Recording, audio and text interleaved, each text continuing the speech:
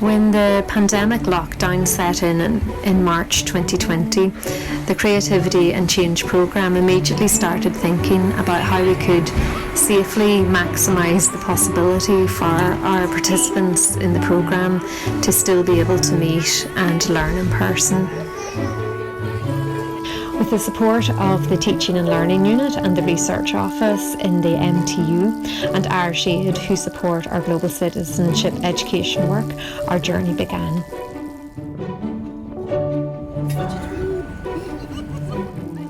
We explored the idea of bicycles not just being a mode of transport, but also a support to learning. We wanted to explore how learning lands or is processed and embodied as we move. We work in the field of transformative learning and place emphasis on head, hand and heart learning, and are exploring how moving in sync as we cycle contributes to connectedness, joy, trust, cooperation, all of which can only enhance relational and heart learning. We want to explore if moving and being in nature could enhance our aesthetic experience. Aesthetic as in contrast to anesthetic and numbness, towards being more alive and ready to act for change. There are so many more questions about how immersing ourselves in nature affects our empathy and care for the planet, as humans who live in an interdependent relationship both with each other and with the planet. So here we are, September 2020, on a journey with 26 change makers to explore how being in nature and using bikes can enhance our learning as global citizens.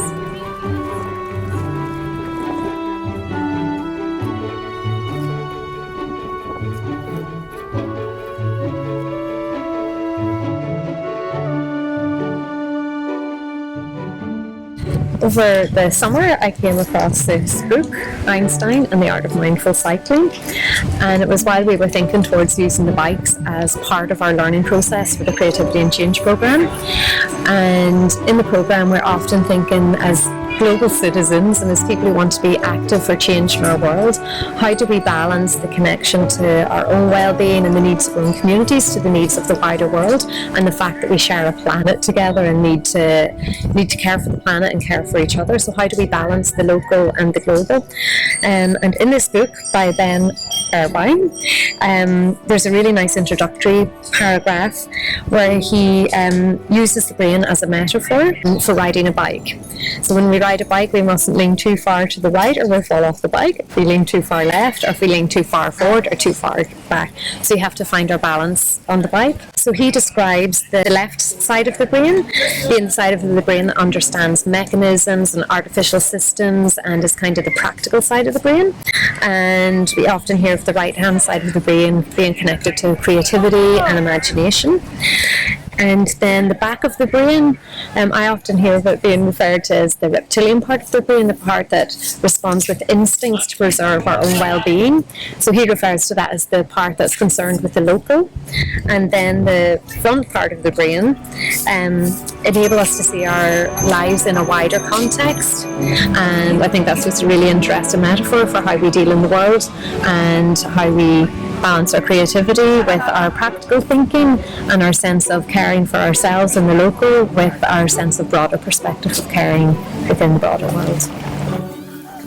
We're using the bicycles as a learning pedagogy, how we can move in synchronicity with a partner on a bicycle. And what does that show us about leadership, tuning into another person as you're cycling, and balance.